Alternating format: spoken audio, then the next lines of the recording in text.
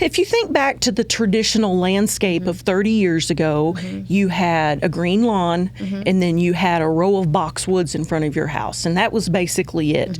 And if you think about that from a bee's point of view, there's no food there. There's nothing to eat. So why would you want to hang out in that lawn? Look at it from the bee's point of view. Yeah. There's no food in a landscape like that. And, you know, our views on home landscaping have changed in recent years because people want to help pollinators and butterflies, and they want to attract birds. And so we're seeing a trend with less lawn and less just boxwoods and more kind of a mixture of different types of plants.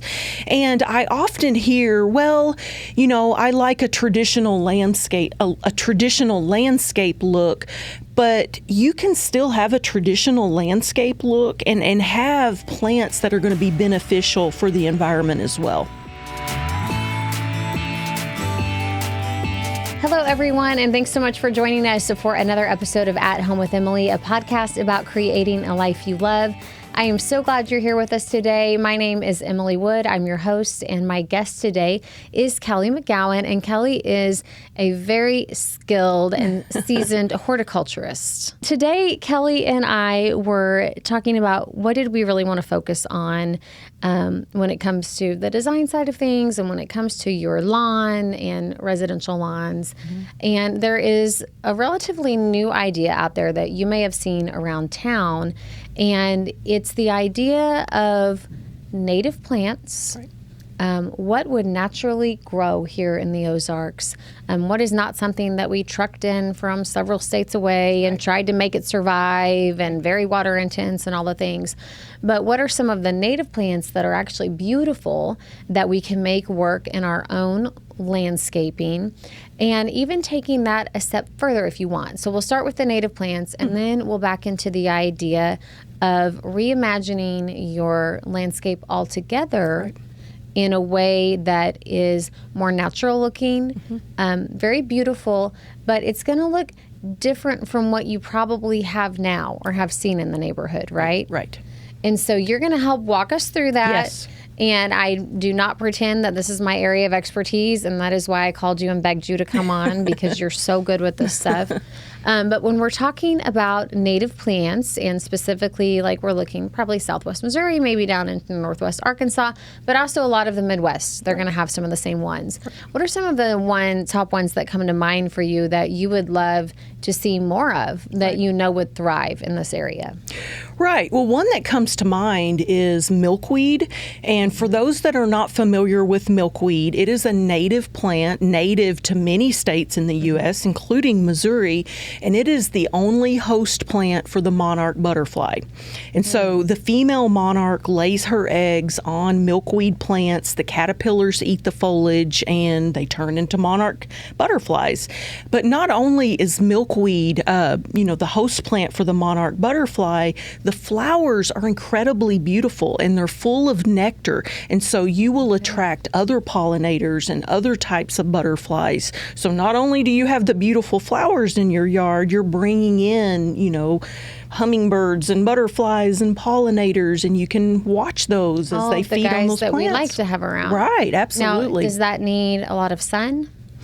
Well, there are several different types of milkweed, and there are some that do better in shady areas. Most are going to need quite a bit of sun, though, for the most part. But if you do have shade, there are some that will do better in shade.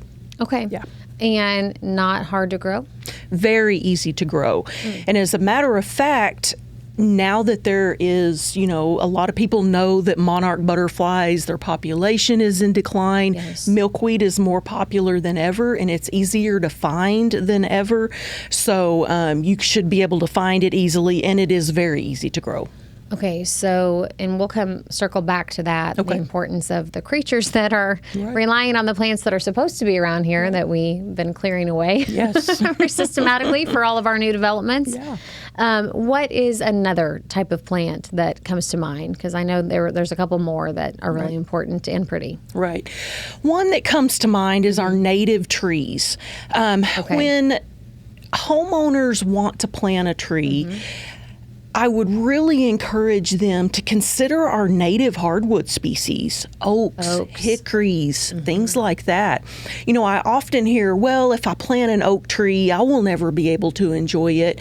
But the reality is if you plant an oak tree and you plant it properly, and you water it and you care for it, it's going to grow a lot faster than people will realize, and you will get to enjoy it in your lifetime. So don't let that, keep you from planting a native species. It's interesting that you said that, because I remember when we bought the house that we are in now, it was a mess, and had just been neglected, and we had to tear out the remnants of what was there. We waited for a spring, and a summer to see what would come through. Right. And we had to start from scratch in a lot of ways. And I remember thinking at the time, well, I don't want to buy all the small plants because we're not going to ever see them. Right. Well, all of a sudden, a few years passed by, we did buy the small plants, and they're huge plants now, and we're having to trim them back. So it actually does happen quicker than you think. It does. And along with that, though, look at the mature size of the tree before you plant it. Don't plant an oak under a power line or, anything like that. So make sure that you know the mature height and the mature width, and that you're giving it plenty of space to grow. But yeah, you're right. In a few years, it will grow and flourish, and you'll be able to enjoy it. And what was the third one that you wanted to highlight? Well, please plant native honeysuckle. Oh, my goodness. Honeysuckle. Yes. Okay. So my office is at the Springfield Botanical Gardens, and I was out with a class this morning. We were walking around the park, and we have a really big problem with invasive honeysuckle in the park, as do most areas in Missouri. It is a highly invasive plant. Do not buy Japanese honeysuckle or anything that's not native. It is an incredibly invasive native. And how do you know if it's native? Well, so our native species will have a different leaf shape than the invasive Japanese honeysuckle, so that's one way to tell. There's also a difference in flower shape and color. Screenshot that, take that with you when you go to the nursery or wherever you're going. Right. And look for that. And what does it need to grow? So honeysuckle, our native honeysuckle, is going to need some kind of a trellis because it is a climbing, vining type plant. And will it damage your home if it? I would not let it climb your home. I would have like a pergola or something where it can climb and have good support, because the better support it has, the more blooms you're going to have. So keep that in mind as well. Okay. So some type of structure. Some type of structure, yes. Means. Okay. Yes. And so if you're planting that, then honeysuckle's the way to go. Right.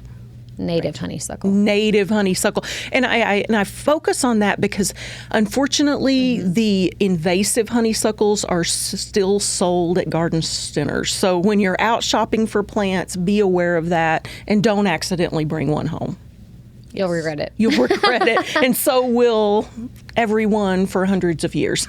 So when we talk about reimagining your home, lawn, and landscape. Right. Okay, so we're all kind of thinking in our minds, well, what do we normally all go to? Mulch, maybe rock, boxwoods are deer friendly. We see a lot of hostas around here.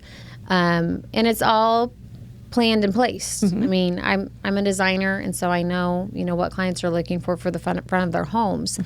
What are you suggesting here? How would this look different when we're talking about a lawn or landscape that is more friendly to basically our ecosystem? Right. Well, if you think back to the traditional landscape of 30 years ago, you had a green lawn, and then you had a row of boxwoods in front of your house, and that was basically it. And if you think about that from a bee's point of view, there's no food there. There's nothing to eat. So why would you want to hang out in that lawn? Look at it from the bee's point of view. There's no food in a landscape like that. And, our views on home landscaping have changed in recent years because people want to help pollinators and butterflies, and they want to attract birds. And so we're seeing a trend with less lawn, and less just boxwoods and more kind of a mixture of different types of plants. And I often hear, well, I like a traditional landscape, a traditional landscape look, but you can still have a traditional landscape look and have plants that are going to be beneficial for the environment as well. Okay. So, yeah.